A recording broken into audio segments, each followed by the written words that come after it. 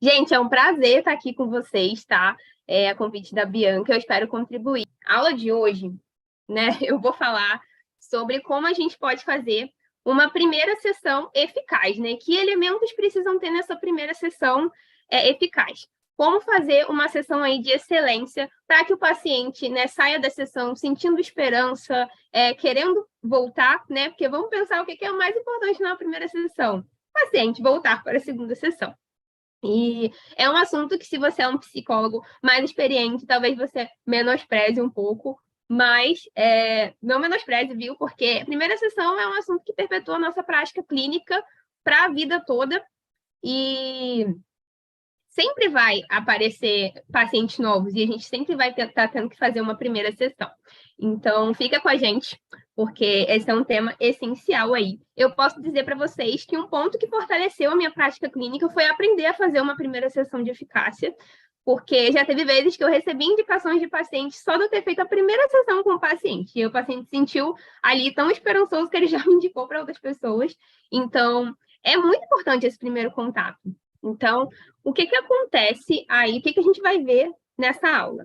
Né? Depois, confirme aí se vocês estão conseguindo ver o slide. O que a gente vai ver um pouco nessa aula? Habilidades aí.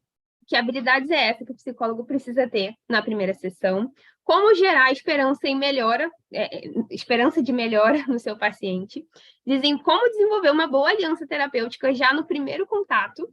Como desenvolver já uma escuta ativa? Quais são os dados importantes ali da gente coletar inicialmente? Uma estrutura de uma primeira sessão eficaz, né? O que uma primeira sessão eficaz, que elementos precisam ter? Psicoeducação, né? Como tornar esse processo compreensível para o paciente, definindo metas e objetivos, e o feedback, né? Que a gente sabe a importância disso, assim, como fazer isso de uma forma legal, né? No final da primeira sessão, até mesmo como ferramenta de intervenção, tá? E de fortalecimento de vínculo. Então, nós vamos ver essas questões. E aí, uma coisa que eu queria começar falando é que terapeutas TCCs realizam muitas tarefas, assim, ao mesmo tempo, né? Essa é uma fala até do livro lá da Judite. Então, terapeutas experientes realizam tarefas como desenvolver rapport, enquanto familiarizam o cliente com o tipo de terapia, enquanto coletam dados, enquanto pegam peças para formulação de caso, e enquanto isso ele trabalha na direção dos objetivos dos pacientes, ensinam habilidades, obtém feedback, e tudo isso enquanto a gente tem que parecer coloquial, né? Falar de forma muito natural. Então, às vezes, a gente está fazendo um monte de coisa e o paciente ali, ele nem se dá conta do tanto de coisa que a gente está fazendo, para ele é só uma conversa, mas a gente está fazendo muita coisa. E na primeira sessão, é mais importante ainda a gente saber manejar tudo isso, todas essas habilidades, porque senão pode ficar uma coisa muito engessada, né? E a gente, não, agora eu vou fazer tal coisa, agora é uma coisa que é importante a gente saber manejar. E como que a gente faz uma primeira sessão eficaz, então? Vamos pensar em qual que é o objetivo mais importante na primeira sessão. E aí eu trouxe, né, mais uma frase no livro da Judite: o objetivo mais importante na primeira sessão é inspirar esperança.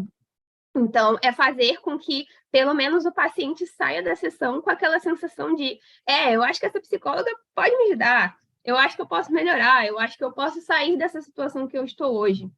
E aí, lembrando que não é sobre iludir o paciente, tá? Vamos lembrar aqui que o pensamento saudável é aquele que aproxima a gente da realidade. Então, é sobre ser realista com o paciente. Aí você pode falar: olha, eu já ajudei pessoas com demandas parecidas com a sua. Olha, eu acho que a gente pode fazer um bom trabalho juntos. Eu acho que a abordagem, né, a terapia cognitiva pode te ajudar nessa sua questão. Então, nunca é sobre iludir, mas sobre trazer esperança de uma forma realista. E aí, né, como o nome dessa aula é os 10 elementos para uma primeira sessão eficaz, vou começar falando aí do primeiro elemento, né, que é um dos mais importantes, que é dar início a uma aliança terapêutica. A gente sabe da importância do vínculo, o vínculo, ele contribui muito para que o paciente se engaje no processo terapêutico, e como que a gente faz isso na prática, né? Porque muita gente fala, não, é importante formar vínculo com o paciente, como que a gente faz isso de forma prática aí? Então, através do livro da Judite, eu coletei algumas coisinhas lá de como que a gente pode fazer isso de forma prática, e tem algumas outras coisas também que, assim, a verdade é que a gente vai aprendendo, assim, com a vida real, e que eu vou trazer também um pouquinho aqui para vocês. Então, um pouco de como a gente pode desenvolver esse vínculo. Colaboração, o que é isso? É desde o momento, desde a primeira sessão, você já explicar ao paciente, ao cliente, né, seja lá como você preferir chamar, que vocês dois atuarão como uma equipe, que vocês dois vão ser uma equipe. Então, de você ser transparente, de você estar sempre pedindo um feedback ali, o que você acha, fulano? Você entendeu isso que eu falei, fulano? E está explicando tudo o que está acontecendo, porque você e o paciente são uma equipe. Então, numa primeira sessão, eu sempre costumo explicar para o paciente que, olha, a abordagem que eu trabalho ela é colaborativa e 50% depende de mim, 50% vai depender de você, e a gente vai trabalhar juntos, tá bom? O segundo ponto que pode ajudar a fortalecer o vínculo é um consenso quanto aos objetivos. O que isso significa? Você já alinhar expectativas sobre o tratamento desde o começo com o seu paciente. Então, e alinhar expectativas é muito parecido com o que eu estava falando ainda agora, né? De você gerar esperança, mas não iludir. Então, de explicar como que vai ser, o que vai acontecer, para vocês já irem alinhando as expectativas. Demonstrar empatia é um outro ponto, um elemento que ajuda na aliança terapêutica. E como que a gente faz isso na prática, né? Uma coisa que é importante a gente lembrar, né, Psis, é que a gente não é só um compilado de técnicas, né? A gente tem um corpo, a gente tem uma voz, a gente tem uma expressão facial e corporal que pode ser utilizada como ferramenta de relação terapêutica. Então, demonstra ali interesse genuíno através da expressão corporal, através da sua voz, através do seu olhar, das suas expressões, né? Cuidado ali com como você se porta, né? Então, demonstra ali que você está interessado no que o paciente está falando, né? Dependendo da nossa posição corporal, pode parecer que a gente não queria nem estar ali, né? Eu já ouvi pessoas conhecidas falando, nossa, eu fui no psicólogo, ele nem olhou na minha cara. Então, assim, gente, é o básico, né? De expressão corporal para que o paciente sinta empatia da tua parte. Um outro ponto também que é importante, que ajuda a formar uma aliança terapêutica, é a valorização positiva e a afirmação. O que é isso? Basicamente, né, validar o paciente, né? Isso também tem um pouco a ver com empatia. Então, de você validar, né, de, nossa, falando, que bom que você procurou ajuda, que bom que você está aqui, que bom que você teve essa coragem. Muitas vezes o paciente, ele demora muito para buscar ajuda. Às vezes ele já vai para terapia quando, assim, já tentou de tudo antes ou esperou chegar num ponto muito crítico para procurar terapia, mas ainda assim, valide o fato dele estar ali, né, com palavras positivas. Isso é uma coisa que fortalece muito o vínculo. Expressão emocional, né, que tem a ver, novamente, com as expressões faciais, com a forma como a gente se porta, e desenvolvimento de expectativas positivas. Então, ajudar o paciente a formar expectativas positivas sobre o próprio tratamento. Não de uma forma iludida, mas de uma forma realista. E aí, né, cuidados importantes aí que protegem o vínculo, né? Ainda sobre aliança terapêutica, porque isso é importante pra caramba. Então, cuidados aí. Seja acolhedor desde o primeiro contato. E aí, só dando uma rebobinada na fita, né? Eu espero que você esteja sendo acolhedor com o seu paciente desde o primeiro contato dele com você. Talvez você não tenha uma secretária ainda, e o contato inicial, até pelo WhatsApp, ou pelo site, pelo Instagram, talvez tenha sido com você. Você foi gentil com esse paciente? Você transmitiu as informações sobre o atendimento de uma forma humanizada e personalizada, sem parecer um robô, né? Então, cuidado e zelo com o paciente desde o primeiro contato. Quando a gente pega lá o livro da Judite, né, a gente vê que, dependendo da cultura e dependendo de alguns lugares, os psicólogos eles enviam um formulário antes para os pacientes, né, antes do primeiro contato. Né? A gente sabe que isso aqui não acontece tanto, o comum é que nosso contato inicial com ele já seja ali, né, ou falando ali para marcar, ou já na primeira sessão.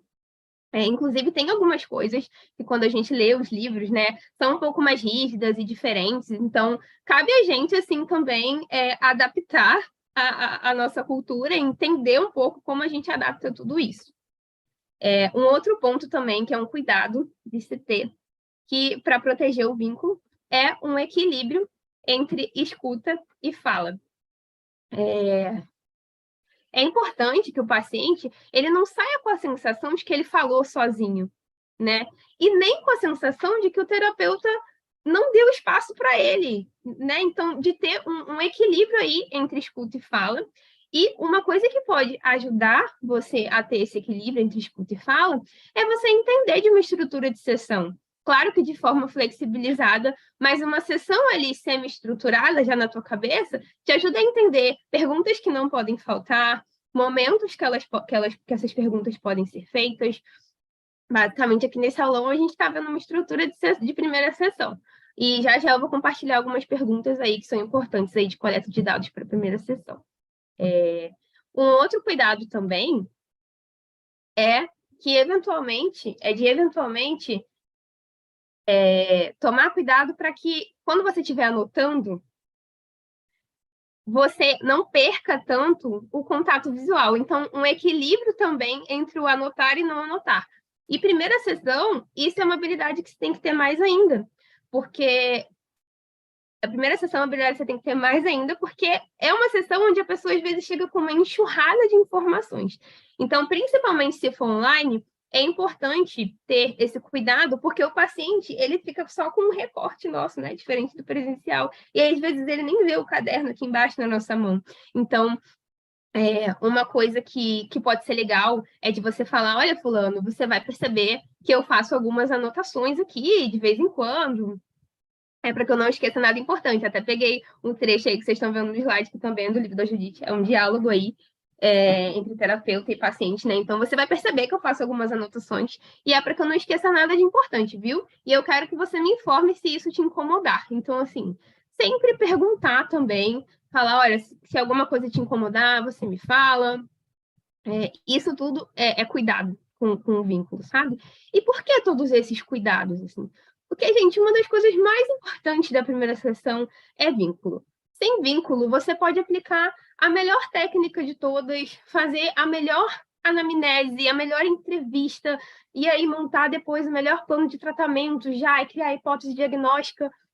Mas se o paciente não se sentir acolhido, não sentir que você teve presença genuína, não vai adiantar de nada, porque você só consegue ajudar o paciente se você construir um bom vínculo com ele. Daria para fazer uma aula só sobre relação terapêutica, mas aqui eu falei algumas coisas importantes assim de se ter na primeira sessão para já ir estabelecendo esse vínculo com o paciente, tá? E aí, o segundo elemento para uma sessão, primeira sessão eficaz aí, é a escutativa, né? Você ter uma escutativa e a coleta de dados, assim, importante. E por que isso, né? Porque, como eu tinha falado ainda agora, o paciente na primeira sessão, ele às vezes chega falando. Claro que vão ter pacientes também mais monossilábicos e tal, mas a maioria chega já trazendo as questões. E ter uma escuta ativa, atenta, otimiza o seu trabalho. Porque, pensa, fica muito rígido se você ficar toda hora cortando o paciente. Falando, não, fulano, então, mas aí o que você faz? Mas aí com quem você mora? Quantos anos você tem? Então, ao invés disso, se você tiver uma escuta ativa, enquanto o paciente vai falando, você já vai pescando, sabe? E aí ele conta como é que foi o dia dele, né? Falando, mas aí o que aconteceu? E aí ele vai falando, não, mas aí eu acordei tal hora, e aí eu fui pro trabalho, e aí, não, aí eu tava fazendo tal coisa. Daí você pode até interromper de leve para perguntar, mas, você trabalha com o quê? Então, assim, de ter essa escuta ativa para ir aproveitando a própria narrativa do paciente e já ir pescando as informações importantes, tá? Para que com essas informações você já possa começar a construir a conceituação de caso, né? Vamos entender que a conceituação de caso é como se fosse o quebra-cabeça do caso do paciente montado, né? A gente entender ali a história de vida, os pontos importantes, fatores de origem e tudo mais, é a conceituação de caso. Só que, na primeira sessão, o que o paciente está trazendo? Algumas pecinhas ali para você montar esse quebra-cabeça. Então, conforme o paciente vai falando, já vai pegando essas informações. Pontos importantes aí, né, para se perguntar numa primeira sessão. Variações do humor, então é interessante perguntar, não, mas aí como é que você tem se sentido? Mas aí como é que você se sentiu nesse momento? É legal perguntar, assim, como que ele interage com as pessoas, até para você ir vendo quem rodeia a vida desse paciente, né? Ele tem família, amigos, pessoas do trabalho, o nível de funcionamento, né, da pessoa. Então, é uma pessoa que tem ocupação, ela trabalha, ela fica mais em casa. Como que ela passa o tempo livre, o que ela gosta de fazer. E aí, às vezes, chegam pacientes que estão muito maus, assim, e eles só falam da queixa, né? Mas aí eu tô deprimido, e aí quando você pergunta assim, tá, mas quando você não estava deprimido, o que você fazia, né? Até para você saber, para além disso, quem é aquela pessoa para além da queixa que ela está trazendo, né? O nível de autocuidado daquela pessoa também é importante perguntar. E aí a gente parte para o terceiro elemento, que é a verificação do humor do paciente e de outras coisas importantes. Então, assim, algumas coisas importantes a serem verificadas aí numa primeira sessão. No livro da Judite, comenta até a possibilidade do uso de escalas, inventários para verificação de humor. Porém, a gente sabe que muitas vezes na primeira sessão é tão pouco tempo, né? Assim, mal dá para você perguntar as coisas que você precisa saber e realizar ali o necessário, nem sempre é possível. Eu, particularmente, não gosto, por exemplo, de já usar inventário em primeira sessão, questionário, até porque a maioria dos pacientes chegam, às vezes, ali falando e precisando muito mais ali de um conforto inicial do que de uma aplicação de técnica. Então, através da própria fala deles, né, eu aproveito a narrativa deles e eu já vou coletando as informações. Você pode avaliar o humor do paciente de uma forma mais simples, pedindo para ele didaticamente dar um número, assim, sabe? Aí eu tenho me sentido mais triste. De 0 a 10, fulano, quanto você tem se sentido triste? Ou então, de 0 a 100, quanto você tem se sentido triste? Aí o paciente, 80. E daí você vai entendendo, claro que isso é só um número didático, assim, mas você vai entendendo a intensidade disso.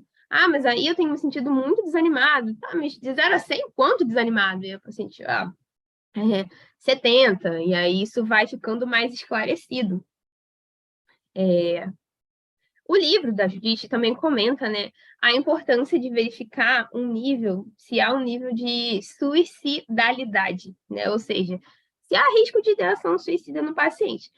Mas na primeira sessão já? Sim. E eventualmente você nem precisa perguntar isso para o paciente. Na própria narrativa dele, você já entende ali se tem um risco ou não, e aí você sente que se vai entrando nesse assunto ou não.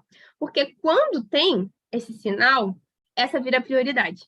E é por isso que é importante a gente sacar isso logo.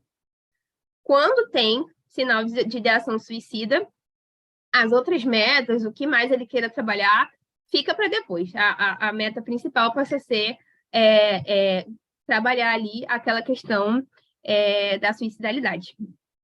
A meta é tirar o paciente do risco e depois retomar as outras queixas. Por isso que é importante essa verificação. Um outro ponto aí é verificar o uso de medicação e outros tratamentos. Então, se a pessoa faz tratamento psiquiátrico, se a pessoa toma algum medicamento, e muitos pacientes já vão chegar com o uso de medicação. E assim, por que é importante isso? Não é que você vai recomendar alterações, nada disso, não é o nosso papel. Mas a gente pode ajudar o cliente, o paciente, a saber, entender se está tendo obstáculo no tratamento medicamentoso, responder a esses obstáculos, se ele está com uma boa adesão ao tratamento medicamentoso, se o cliente, né, se o paciente tem preocupações, se ele tem crenças ali sobre efeitos colaterais, dosagem, medicações. Então, ajudar o paciente com essas perguntas para poder entender o quanto ele está com adesão a esse tratamento medicamentoso psiquiátrico, porque isso vai interferir no tratamento da psicoterapia.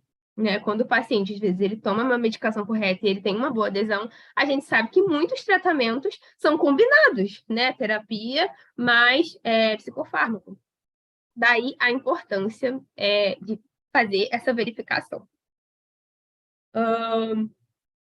Inclusive, uma outra coisa importante de se verificar, que eu acho que eu até esqueci de colocar no slide, mas eu vou acrescentar aqui pela minha fala, se você é o terapeuta apropriado para esse paciente. Então, assim, como assim apropriado? O paciente veio para mim. Mas, assim, vamos pensar que isso é ser transparente, sabe? Com o paciente. Isso até fortalece vínculo também. Então, se chega um paciente com um caso mais complexo ou com um caso de ideação suicida e você ou está começando ainda e ainda não sente que está tão preparado para essa demanda, ou se chega um paciente, por exemplo, e você percebe ali muita impulsividade, percebe que tem uma cara ali de pode ter um transtorno de personalidade e você ainda não tem ali um manejo para tratar transtorno de personalidade, não trabalha, por exemplo, com abordagens contextuais, terapia comportamental dialética, para poder trabalhar se for um transtorno de personalidade borderline. Então, de você determinar, nossa, esse paciente, eu sou a terapeuta adequada aqui, eu consigo ajudá-lo? Porque caso perceba que não, é até transparente, rolar um encaminhamento, tá? Mas é uma coisa legal de você verificar. O quarto elemento para uma uma primeira sessão eficaz, é identificar as queixas e fazer as primeiras impressões diagnósticas. Calma, eu não estou falando que você vai fazer um diagnóstico numa primeira sessão. Mas é interessante você ter um olhar atento, investigativo, tá? Então, você pode... até coloquei essa frase aí no slide, essa primeira, né? Pode haver... Tá até errado aí. Pode haver um diagnóstico falho, pode fazer um diagnóstico falho, se houver informações incompletas. O que isso significa? Significa que, numa primeira sessão, a gente precisa tomar cuidado, ter esse olhar investigativo com diagnóstico já, mas também tomar cuidado de não já ir diagnosticando, porque numa primeira sessão, o paciente, ele pode, não dá tempo dele de contar tudo, então, ele pode omitir informações, porque ele ainda não tem tanto vínculo com você, e tem os confundidores, né? Sintomas que se sobrepõem mais de um transtorno, e aí, isolamento, por exemplo, é um sintoma que está tanto em depressão, mas também está em fobia social, que são dois transtornos completamente diferentes. Então, muito cuidado com essa ideia já de sair diagnosticando. Porém, o que eu quis dizer aqui com essa primeiras impressões diagnósticas, né? Que até tirei isso do livro da Judite, tá, gente? É mais de vocês já tendo um olhar investigativo, avaliativo, e a cada sessão depois, você vai confirmar isso para poder ou confirmar, que eu falei, ou modificar a sua hipótese diagnóstica, tá? Um outro ponto importante observar os processos... eu pulei, né? Então, se informar sobre aspectos da experiência atual e passado do cliente. Então, isso ajuda muito, assim, a você investigar melhor, assim, qual que é a queixa, sabe? Então, quando ele vai falando, de você perguntar, mas sempre foi assim? E aí, às vezes, ele te traz um dado do passado, e você já entende que se é um recorte, se ele está assim naquele momento, ou se já aconteceu isso outras vezes, são coisas legais de se perguntando. Observar os processos cognitivos comprometidos. Isso de observar nada mais é do que perceber quais são os problemas, sabe? Quais que são os problemas ali que aquele paciente traz. Então, falta aqui habilidades sociais que estão faltando, quais os tipos de crenças que ele traz, assim, já numa primeira sessão, que comportamentos ele traz ali que são problemáticos, né? Que mostram ali da vulnerabilidade que ele está passando. E isso tudo é importante para poder começar a pensar num plano de tratamento. Uma outra coisa que pode ajudar também você identificar as queixas é você pedir a descrição de um dia típico. Então, de você perguntar assim, fulano, mas aí o que você faz num dia seu, assim? E aí a pessoa, eu Na segunda, por exemplo, eu acordo, depois eu tomo café, e aí eu vou trabalhar, e aí não sei o quê. E aí, conforme ela vai falando, você já pode ir pescando também várias coisas, assim. Às vezes, na hora que ela fala como foi o dia típico dela, ela já comenta como tá o sono dela, na hora que ela vai falar. Daí ela já acaba comentando se ela se alimenta bem ou se alimenta mal. E aí, às vezes, ela conta se ela faz atividade física ou não, isso aparece. Então, quando o paciente traz a descrição de um dia típico, é uma boa pergunta de se fazer, para já ir identificando várias coisas aí, podem ajudar a gente a saber o que está legal e o que tem de queixa, né, na vida daquele paciente.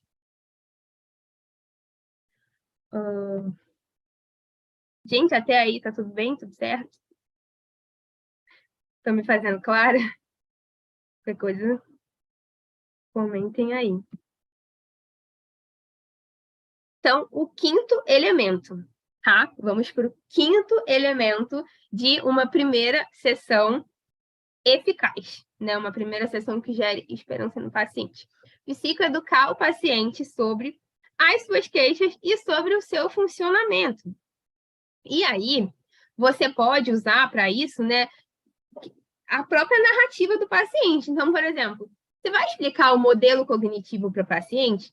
O que é o modelo cognitivo, né? É basicamente a gente entender que pensamentos, emoções, comportamentos, reações fisiológicas, ambiente, esses elementos se interagem, se afetam entre si, né? Basicamente, é a gente entender isso. Então, a gente explicar para o paciente que pensamentos, emoções, comportamentos se afetam entre si. E a gente pode fazer isso usando a própria narrativa do paciente, explicando isso com próprios exemplos que ele traz. E aí eu trouxe até um exemplo aqui do livro da Judith também, que é um diálogo aí, onde o paciente Abi, né, que é aquele caso famoso lá do livro da Judith, ele fala assim, a Judith fala assim, então quando você pensou que tudo era muito difícil, o que esse pensamento te fez sentir? E aí o paciente fala, triste, muito triste. E aí a terapeuta fala, e o que geralmente você acaba fazendo? E aí ele fala, eu fico só sentado no sofá.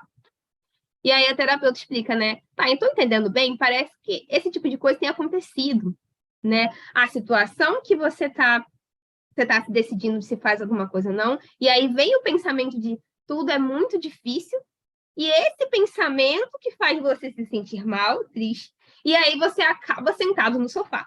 Então, de forma muito leve aí, a terapeuta explicou para o paciente o modelo cognitivo, só que usando o próprio exemplo de vida dele, de que o pensamento dele, tudo é muito difícil, faz ele se sentir mal, e isso faz com que ele fique deitado, sentado no sofá, e acabe não saindo. E aí, é uma coisa que eu convido vocês, assim, de que quando a gente for psicoeducar o paciente, quanto mais a gente falar usando uma linguagem assim que o paciente entenda, inclusive aproveitando a própria narrativa dele, usando elementos da vida dele, é legal, porque isso faz com que ele entenda mais ainda, sabe? Sexto elemento, pessoal. Sexto elemento envolve familiarizar o paciente com a estrutura e o processo de terapia. A gente sabe que a TCC é uma abordagem mais semi-estruturada, né? Basicamente, familiarizar o processo com a estrutura e o processo de terapia envolve explicar para o paciente um pouco dos princípios da terapia cognitiva, né? Então, que a TCC é uma abordagem um pouco mais estruturada. Normalmente, eu explico para o paciente assim, eu falo, fulano, olha só, a gente vai trabalhar muito assim, de acordo com os objetivos que a gente está traçando aqui, né? Então, a gente tem um direcionamento, a gente sabe para onde a gente quer ir, o que a gente quer alcançar, e aí a gente vai ter um direcionamento, né? Essa abordagem do trabalho é um pouco mais estruturada, porém, fulano, fica muito à vontade. Se você quiser me interromper, tirar dúvidas, se a gente tiver combinado de trabalhar algo numa sessão e você falar assim, não, Mari, aconteceu algo mais urgente, eu não quero trabalhar isso, eu quero trabalhar isso aqui que aconteceu essa semana. Tudo bem, porque aquele espaço é do paciente. Então, por isso que se chama é uma abordagem semi-estruturada, porque ela tem uma estrutura, mas é uma estrutura que ela é flexibilizada de acordo com as prioridades, as urgências, com o humor do paciente.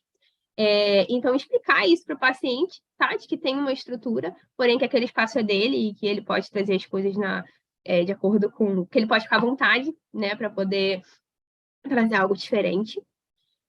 Explicar que é uma abordagem baseada em metas.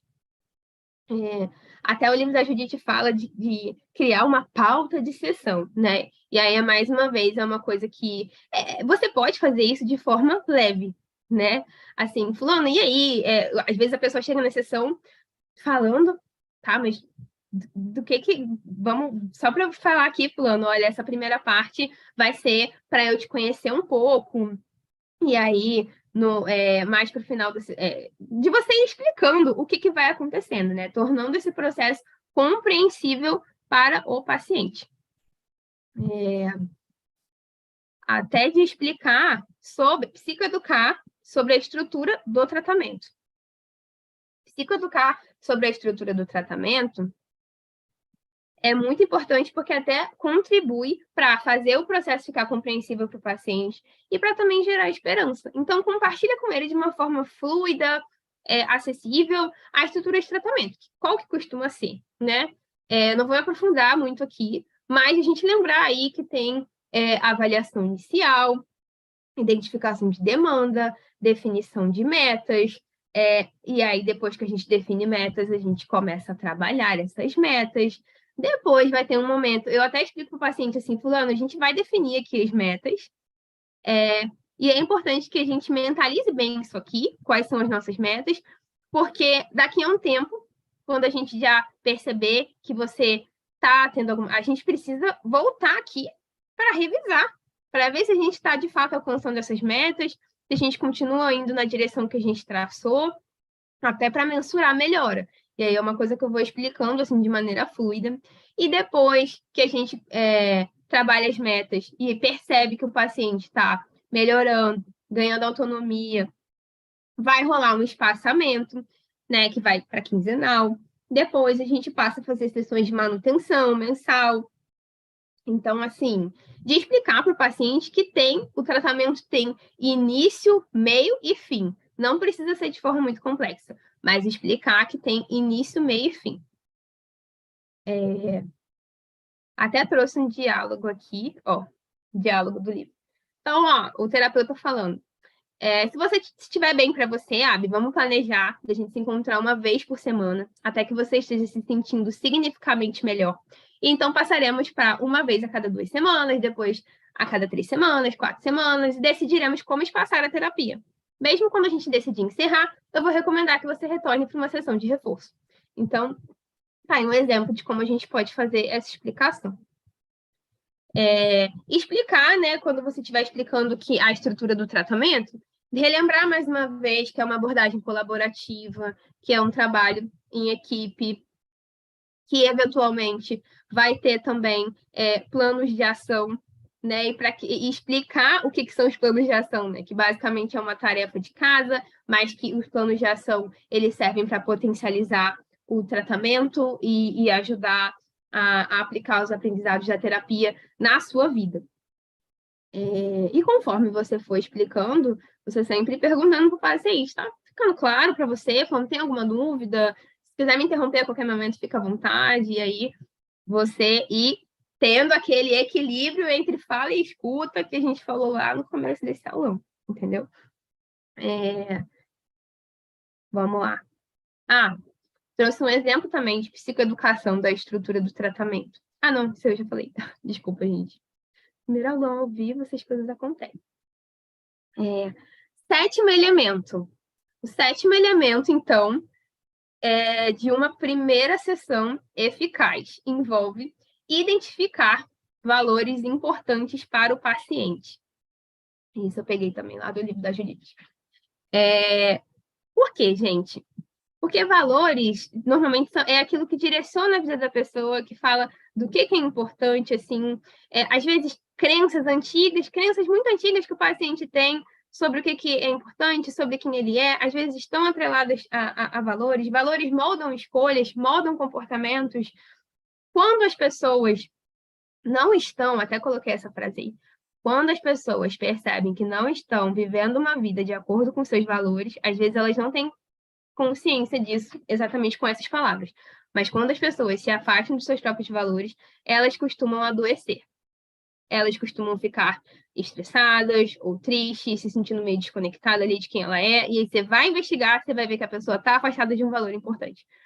Então, assim, de você perceber valores também ajuda você a perceber para além da queixa. Quem é aquela pessoa para além da queixa, sabe? Para além daquele problema que ela traz, quem ela é, que coisas na vida dela são importantes para ela, que coisas na vida ela aspira, sabe? Inclusive, os valores, você entender os valores, ajuda justamente a também construir as metas, né?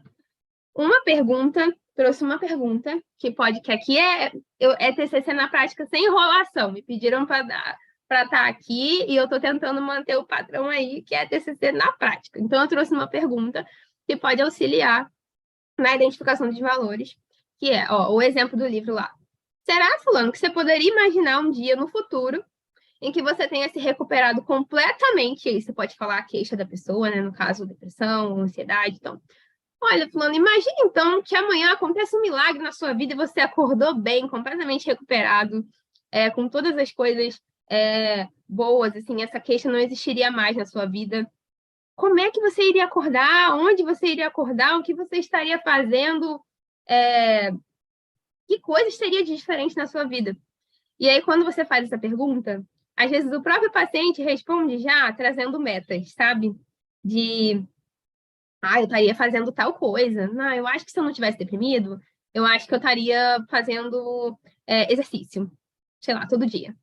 E aí você pode ir conectando os valores dele com os próximos passos que ele vai dar, com as metas. E aí a gente passa para o 8º elemento, que é definir metas e objetivos. Gente, tá tudo bem? Então, qualquer coisa, vocês avisem aí no chat, tá? Vou continuar aqui. Que é definir metas e objetivos. Até trouxe um trecho também aí, do livro. Definir objetivos costuma estimular a esperança, assim como descrever um plano de tratamento que faça sentido para o cliente. É importante que ele tenha uma ideia concreta de como irá se recuperar. Então, definir metas, né, tem muito a ver com tornar palpável. Tornar palpável. E por que eu estou falando isso de tornar palpável? Porque, às vezes, né, a gente tem que tomar alguns cuidados aí até na hora de definir as metas.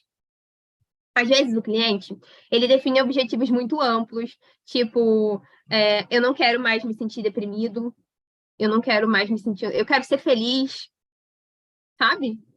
E aí, você precisa especificar um pouco mais, não, peraí, o que é ser feliz? O que você faria se você fosse feliz? Como que seria a sua vida? Então, ter cuidado, porque às vezes eles trazem objetivos muito amplos. Às vezes o cliente traz objetivos que não dependem dele, dependem de outras pessoas. São aqueles pacientes que às vezes trazem vêm para terapia e falam de outras pessoas, de coisas que não dependem dele, sabe?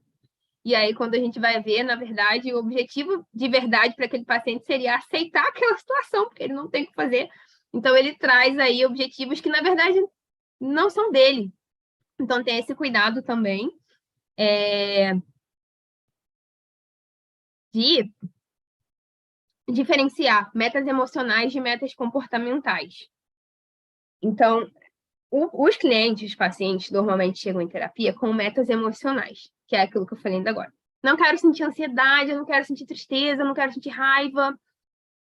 E se a gente colaborar com isso, a gente vai colaborar com uma esquiva experiencial que o paciente está fazendo. Então, ele está se esquivando das próprias emoções.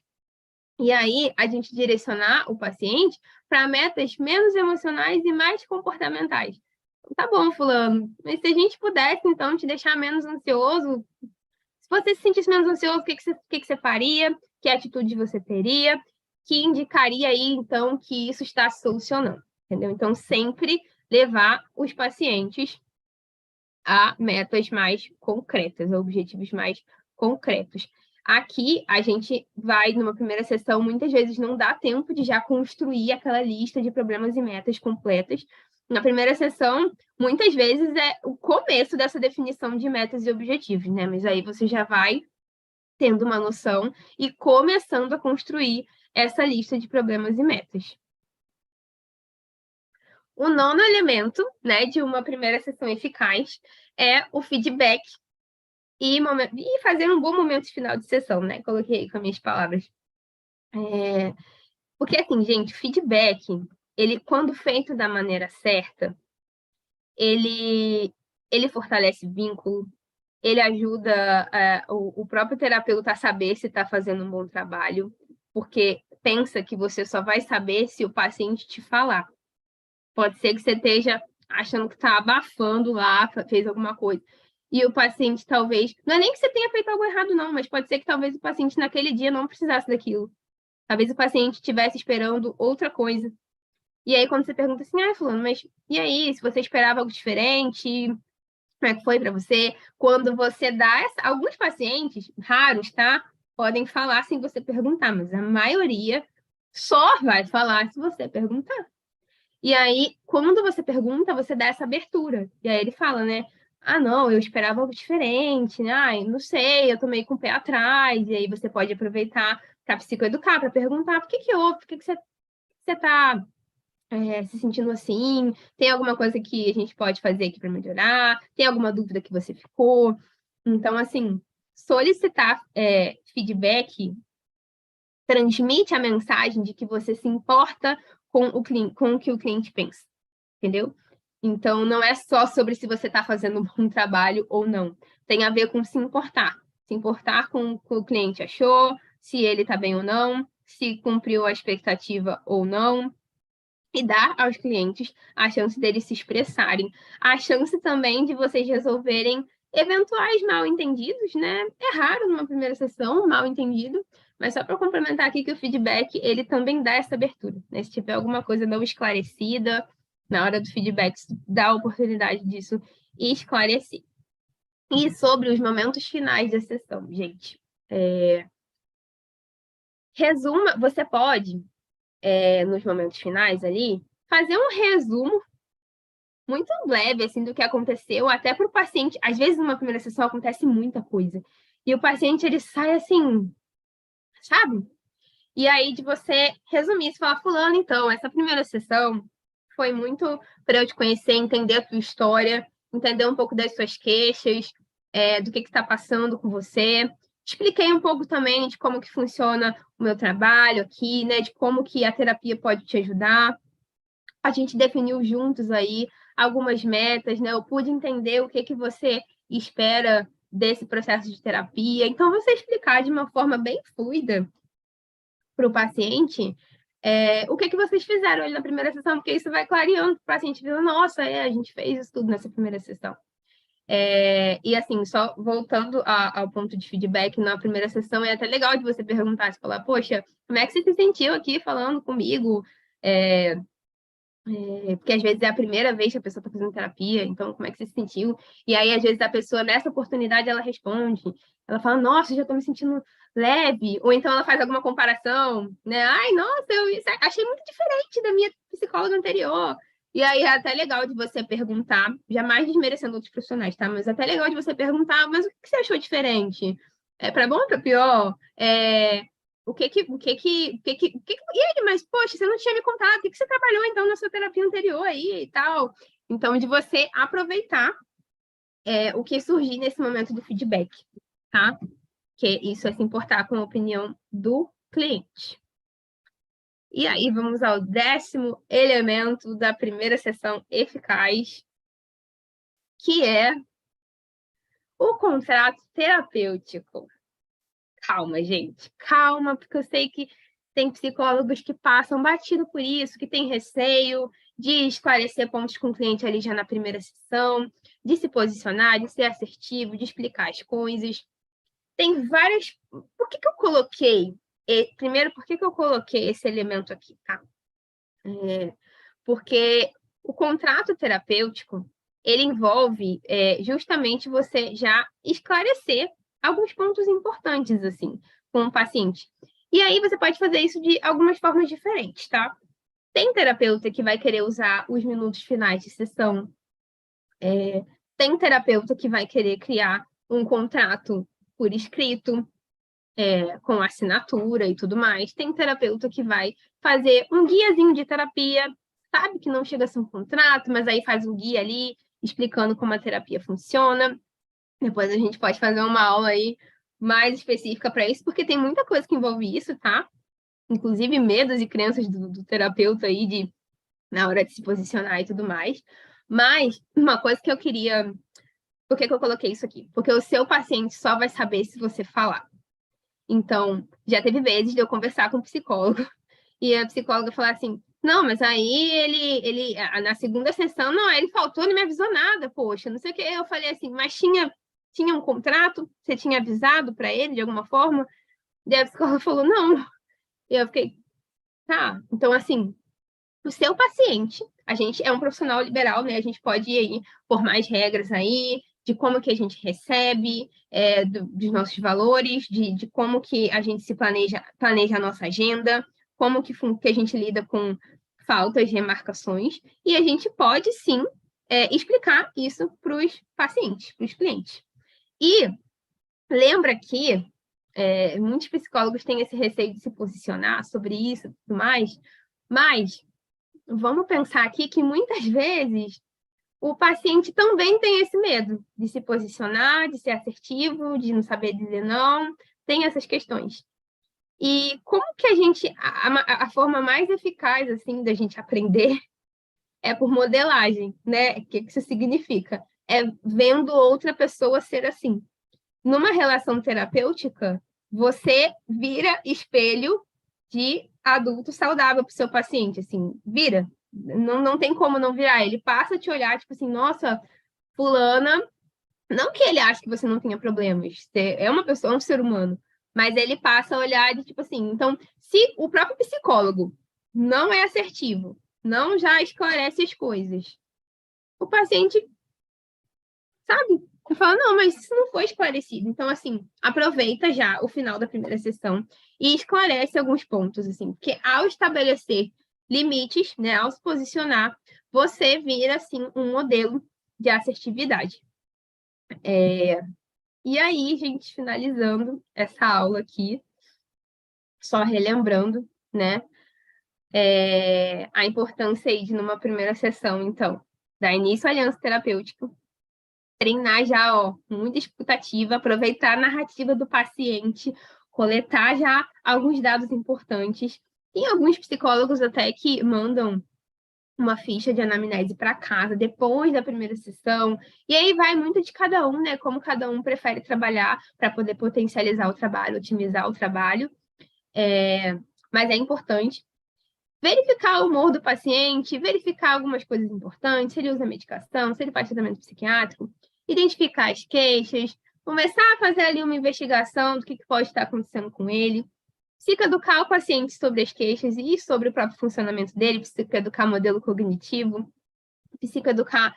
Numa primeira sessão, você não precisa já entrar em conceitos como crenças secundárias, crenças nucleares, estratégias de comportamento.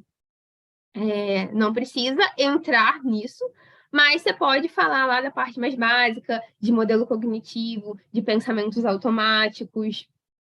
Isso é uma coisa que é importante.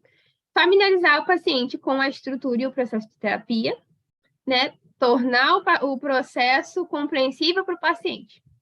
Identificar valores importantes para o paciente, definir metas e objetivos, né? Dar início aí a uma lista de problemas e metas. Claro que isso pode ser aprofundado. Tudo da primeira sessão vai ser aprofundado, né, gente? Mas é na primeira sessão que tudo começa. Então, foi por isso que eu trouxe esses 10 elementos aí. Me contem aí, vão me contando no chat se fez sentido para vocês. Eu trouxe isso não com base em achismo, tá, gente? Mas baseado aí nesses dois materiais aí, que foi o livro da Judith Beck e esse outro branquinho, Aprendendo a Terapia Cognitivo Comportamental. Feedback em momentos finais da sessão e contrato terapêutico. Me digam aí. Eu espero que